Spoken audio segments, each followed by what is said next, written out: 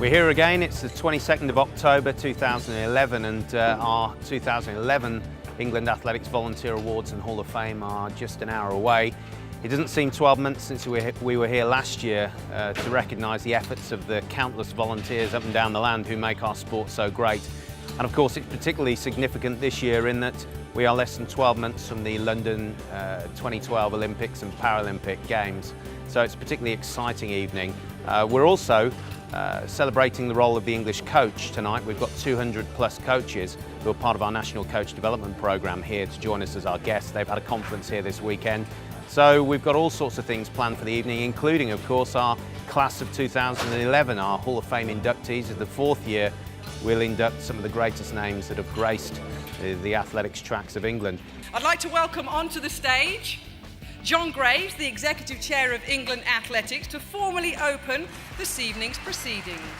I cannot imagine, I can't think of many athletes who have reached the international stage without the support of either a club or a coach. And these volunteers are essential to our sport. That a very special guest is with us here at our awards evening. Please give a big Birmingham, a big England Athletics welcome to the legend that is Ethiopia's Haile Gebrselassie.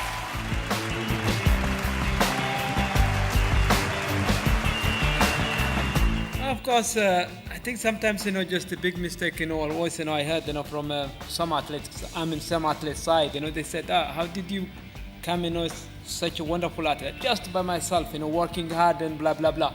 We forget, the very important person, the one behind that, is a coach and family. I think here tonight, what I heard, there's some of you, a coach, some of you, volunteers, and fantastic.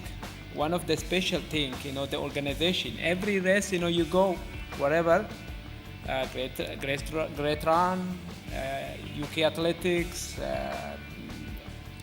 everywhere. It's wonderful organization, wonderful schedule. Keep it up.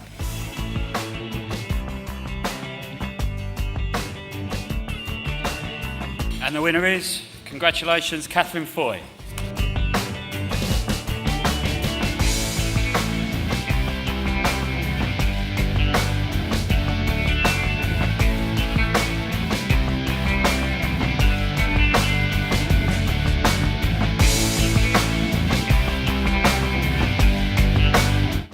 So John, if I can give you the gold envelope to please announce the winner for the services to athletics. And the winner is Graham Healy.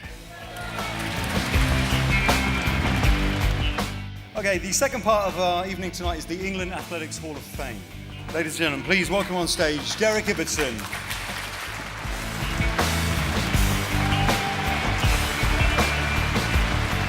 Tell me some memories. What do you remember back then? Well, I think in those days it was fantastic. We were going all over the place and going all every place and things, and it was far, far better with with all the big lot of people, and it was fantastic. It really was. Our second inductee, the king of race walking, Ken Matthews.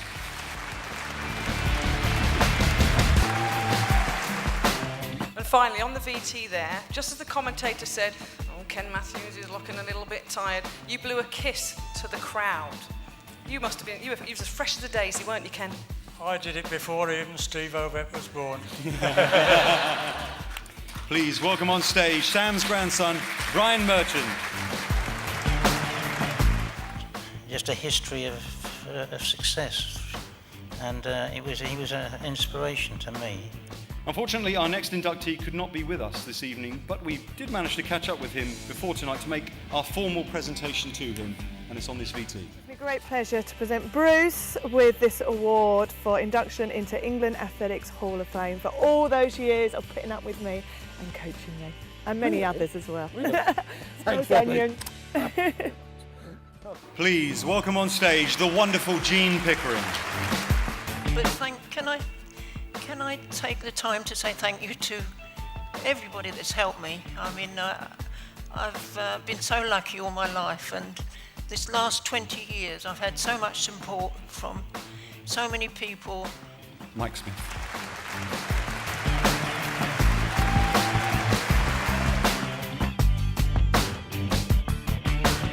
What's the secret? We have so many coaches in this room here tonight.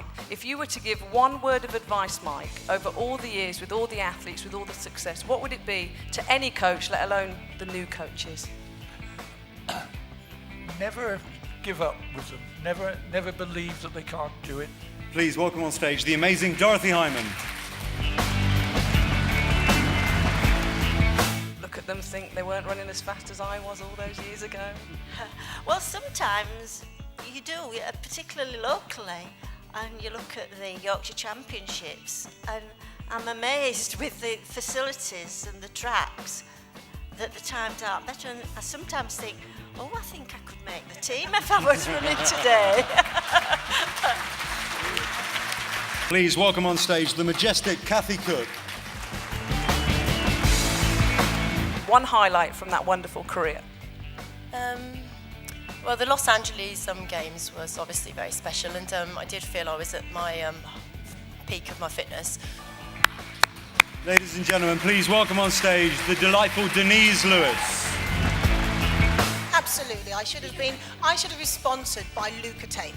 The amount of injuries I sustained, and that one in particular leading up to Sydney, was just horrendous.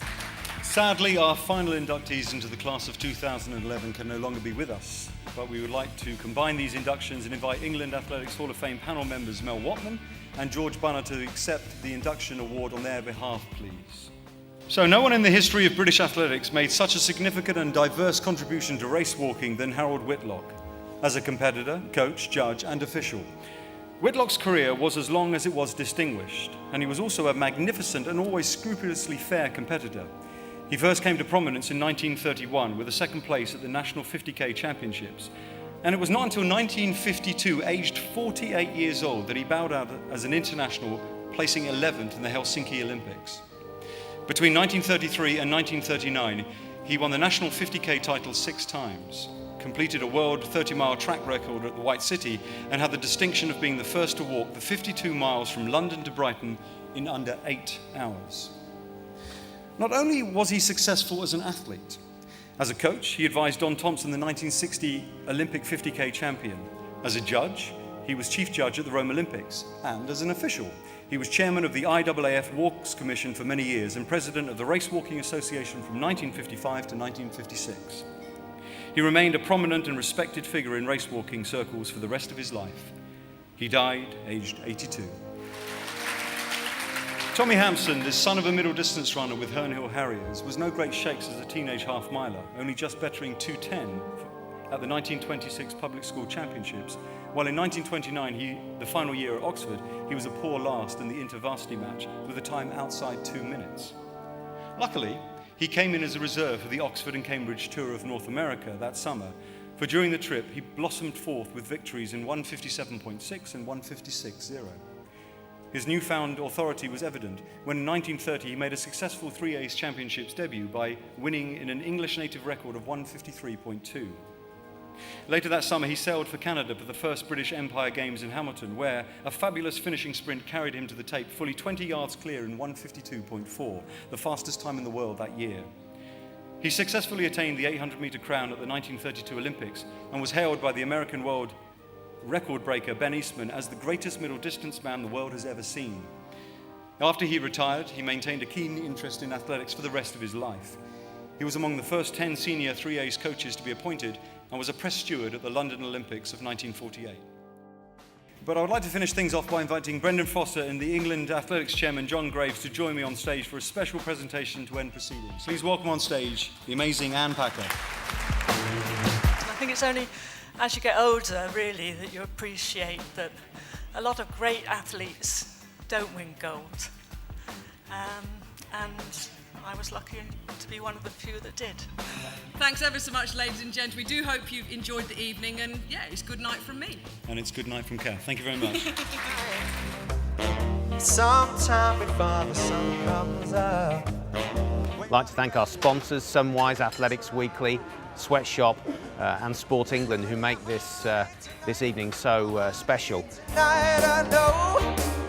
Thanks to everyone who makes the sport so special. Thanks to everyone who's made this evening so special. And let's hope that we're standing here in 12 months' time celebrating what has been a marvellous London Olympics and Paralympic Games.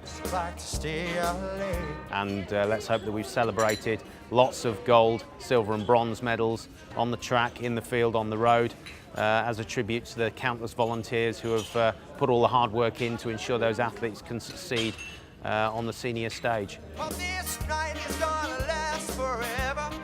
Last all that summer long.